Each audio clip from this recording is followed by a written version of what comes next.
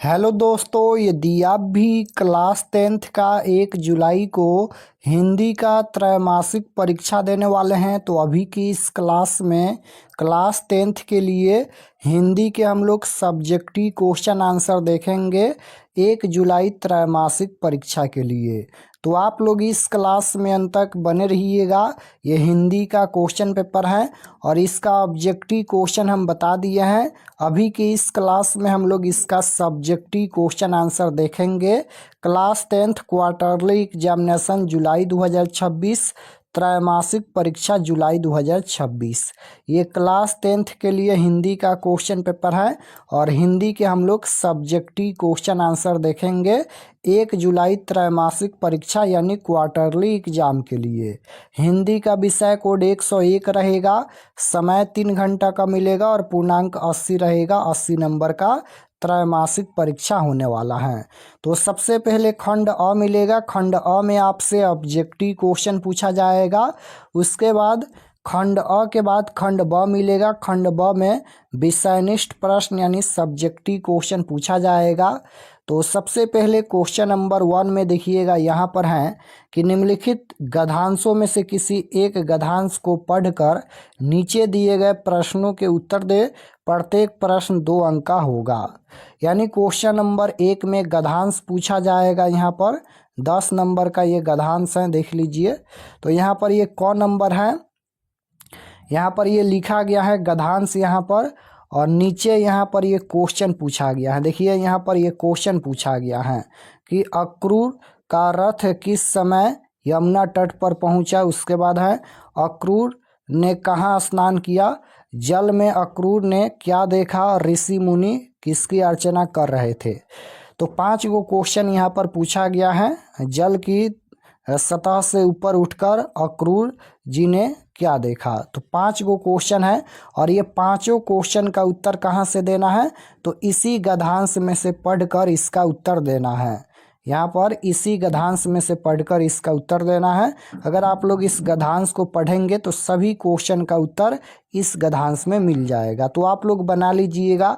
कोई भी गद्यांश पूछा जाएगा आप लोग आसानी से बना सकते हैं, क्योंकि गद्यांश में कुछ नहीं करना है। नीचे क्वेश्चन पूछा जाएगा और गद्यांश को पढ़कर उसका उत्तर दे देना है। जैसे यहाँ पर क्वेश्चन नंबर 1 है, अक्रूर का रथ किस समय यमुना तट पर पहुंचा। तो इसमें पढ़िएगा तो इसका उत्तर मिल जाएगा। यहाँ पर देखिए यहाँ पर कि अक्रूर का रथ दोपहर में यमुना तट पर पहुंचा। तो ये 1 नंबर का उत्तर यहाँ से लेकर यहाँ तक आपको लिख देना है। तो इस प्रकार से गद्यांश का उत्तर लिख दीजिएगा। अभी इसका उत्तर हम बताएंगे। उसके बाद यहाँ पर 2 नंबर क्वेश्चन में पूछा गया है कि निम्नलिखित में से किसी एक विषय पर दिए गए संकेत बिंदुओं के आधार पर लगभग 250 से 300 शब्दों में निबंध लिखे। निबंध लिखना है और ये 10 नंबर का है। तो पहला नंबर है क नंबर वसंत ऋतु, इस पर आपको निबंध लिखना है। या फिर प्रिय खेल फुटबॉल पर निबंध लिखना है। पानी की बचत पर निबंध लिखना है, अपने आप से लिख सकते हैं अपने भाषा में। पर्यावरण दिवस पर निबंध लिखना है। कंप्यूटर पर निबंध लिखना है। किसी एक विषय पर ही निबंध लिखना है। उसके बाद 3 नंबर क्वेश्चन है, अपने प्रधानाध्यापक के पास एक आवेदन पत्र लिखे जिसमें विद्यालय की साफ सफाई करवाने का निवेदन किया गया हो। अथवा में है शरीर को स्वस्थ रखने के लिए व्यायाम के महत्व के बारे में 2 छात्रों के बीच संवाद को लिखे। तो 2 क्वेश्चन है, पहला है आवेदन पत्र और दूसरा है संवाद। दोनों में से एक क्वेश्चन का ही उत्तर देना है।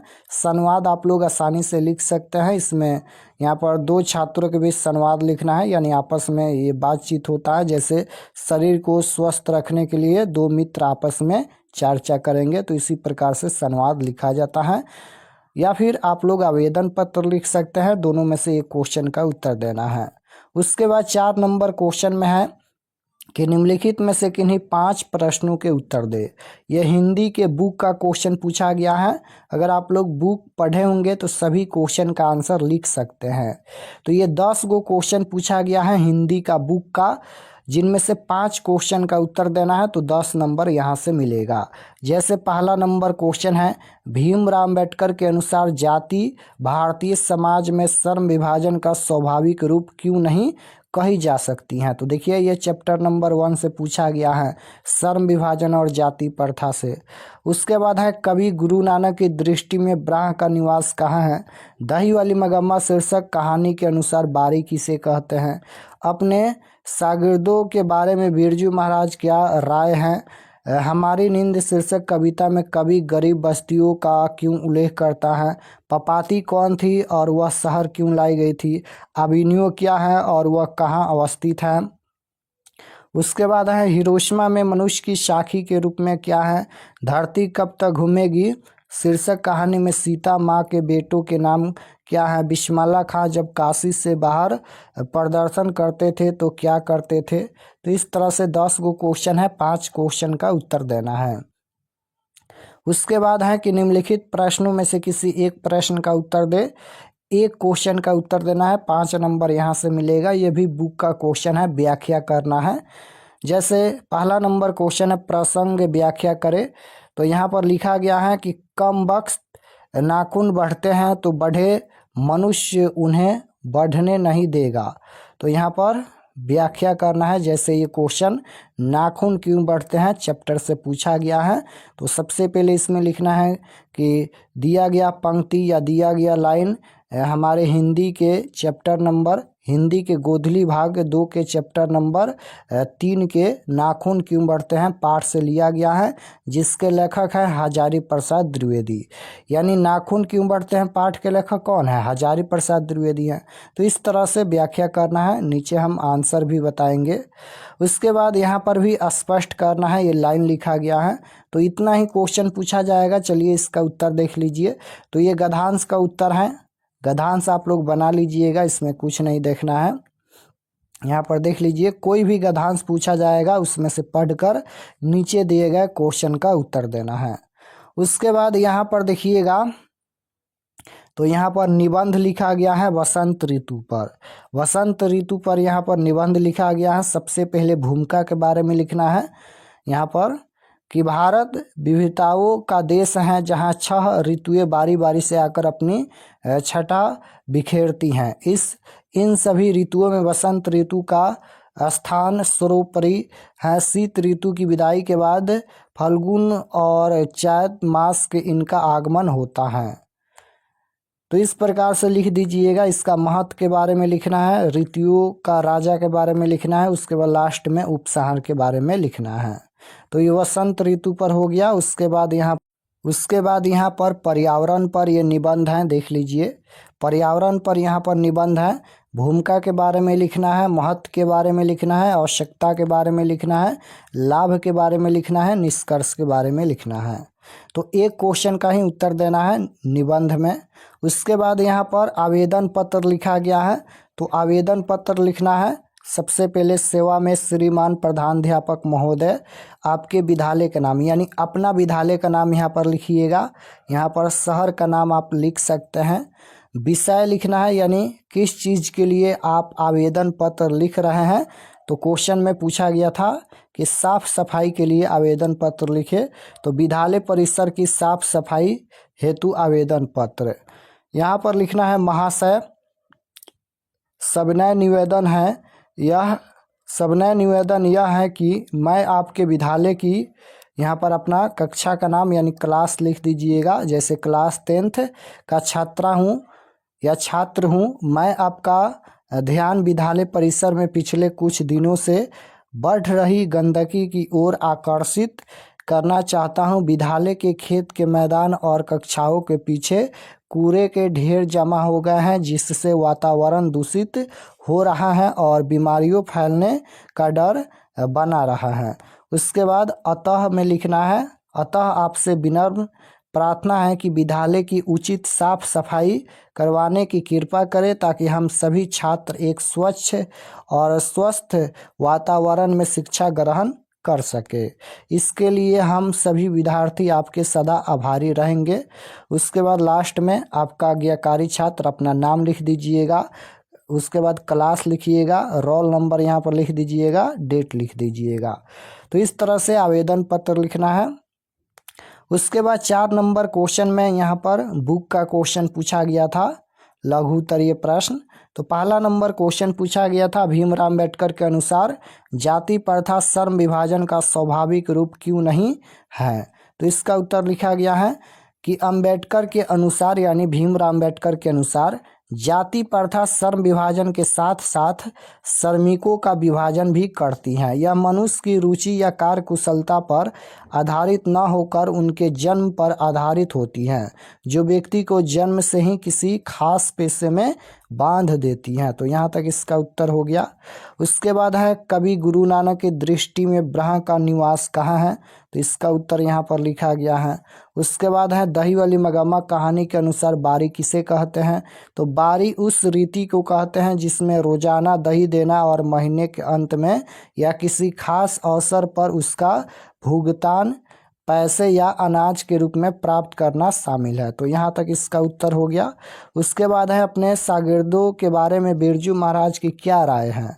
तो इसका उत्तर लिखा गया है, बिरजू महाराज अपने शागिर्दों जैसे सरस्वती आदि को बहुत प्रतिभाशाली और समर्पित मानते थे।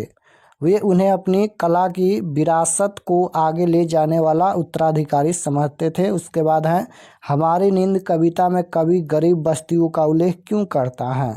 तो कवि यह बताने के लिए गरीब बस्तियों का उल्लेख करता है कि जहां एक ओर लोग सो रहे हैं वहीं दूसरी ओर गरीबों का शोषण जारी है। वहाँ भी धमाके से देवी जागरण जैसे आयोजनों के माध्यम से उनकी असहायता का प्रदर्शन होता है। उसके बाद है, पपाती कौन थी और वह शहर क्यों लाई गई थी। तो इसका उत्तर है, पपाती वल्ली अम्माल की पुत्री थी। उसे मेनिंजाइटिस मस्तिष्क ज्वर नामक बीमारी थी, जिसके इलाज के लिए उसे मदुरै शहर के बड़े अस्पताल लाया गया था। उसके बाद है, अबिनियो क्या है और अबिनियो कहाँ अवस्थित है। तो अबिनियो दक्षिण फ्रांस में रोन नदी के किनारे बसा एक पुराना ऐतिहासिक शहर है। यह किसी समय पोप की राजधानी भी रहा है। उसके बाद है, हिरोशिमा में मनुष्य की साखी के रूप में क्या है। तो हिरोशिमा में अणु बम के विस्फोट से जो लोग वाष्प बनकर उड़ गए, उनकी काली झुलसी हुई छवाएं दीवारों और सड़कों के पत्थरों पर आज भी साखी गवाह रूप में मौजूद हैं। उसके बाद है, धरती कब तक घूमेगी कहानी में सीता के बेटे का क्या नाम है। तो सीता के 3 बेटे हैं, कैलाश, नारायण और बिज्जू। सबसे बड़ा बेटा कैलाश है। उसके बाद है, 5 नंबर क्वेश्चन का उत्तर व्याख्या करना है। तो यहाँ पर व्याख्या किया गया है, देख लीजिए। ये क्वेश्चन पूछा गया था और इसका उत्तर है कि यह पंक्ति हजारी प्रसाद द्विवेदी की निबंध नाखून क्यों बढ़ते हैं से ली गई है। यहाँ नाखून पार्श्विक वृत्ति पशुता के प्रतीक है। लेखक का कहना है कि भले ही हमारे भीतर की आदिम हिंसक प्रवृत्तियाँ बार बार उभरे, लेकिन मनुष्य अपनी सांस्कृतिक विवेक और संयम से उन्हें नियंत्रित करता रहेगा। तो यहाँ तक इसका उत्तर लिख देना है। अब चलिए हम आपको बता देते हैं कि आप लोग इसका PDF कहाँ से डाउनलोड कर सकते हैं। और अगर आप लोग चैनल पर नए होंगे तो चैनल को ज़रूर सब्सक्राइब कर लेना, ताकि आने वाले नेक्स्ट क्लास आपके पास ज़रूर पहुँचे। तो objective subjective question answer PDF download करने के लिए गूगल पर चले आना है और आपको सर्च करना है RK expert study. RK expert study आपको गूगल में सर्च करना है। तो जैसे ही गूगल पर सर्च करेंगे RK एक्सपर्ट स्टडी, तो आपके सामने इस प्रकार से फर्स्ट पेज आएगा RK एक्सपर्ट स्टडी का। इस पर आपको क्लिक करना है। क्लिक करने के बाद ये ओपन हो जाएगा। ओपन होने के बाद आपको नीचे आना है क्लास 10th के सेक्शन में। तो यहाँ पर देखिएगा, ये क्लास 10th का सेक्शन है और इसमें सभी सब्जेक्ट का क्वेश्चन पेपर आपको मिल जाएगा। तो जैसे हिंदी का देखना है तो यहाँ पर देखिए 1 जुलाई class 10th Hindi question paper quarterly exam 2026, इस पर आपको क्लिक करना है। क्लिक करने के बाद ये ओपन हो जाएगा। सब्जेक्ट ये हिंदी का पेज खुला है। एग्ज़ाम डेट 1 जुलाई को होने वाला है। और व्हाट्सअप चैनल आप लोग ज़रूर ज्वाइन कर लीजिएगा। क्लास का लिंक मिलेगा, इस पर क्लिक करके आप लोग व्हाट्सअप चैनल ज़रूर ज्वाइन कर लीजिएगा। और ये सभी परीक्षा से संबंधित जानकारी है, आप लोग पढ़ लीजिएगा। यहाँ पर ऑब्जेक्टिव आंसर अपडेट कर दिया जाएगा और यहाँ पर नीचे आएंगे तो ये सभी सब्जेक्टिव क्वेश्चन आंसर दिया गया है और इसको पीडीएफ में डाउनलोड कर सकते हैं। तो यहाँ पर देखिए डाउनलोड पर आपको क्लिक करना है, पीडीएफ डाउनलोड हो जाएगा। तो चलिए हम क्लिक करते हैं। क्लिक करने के बाद आपके सामने यहाँ पर ये देख लीजिए पीडीएफ डाउनलोड हो जाएगा। यहाँ पर देख लीजिए ये पीडीएफ डाउनलोड हो गया। तो यहाँ से आकर आप लोग पीडीएफ डाउनलोड कर सकते हैं यहाँ पर।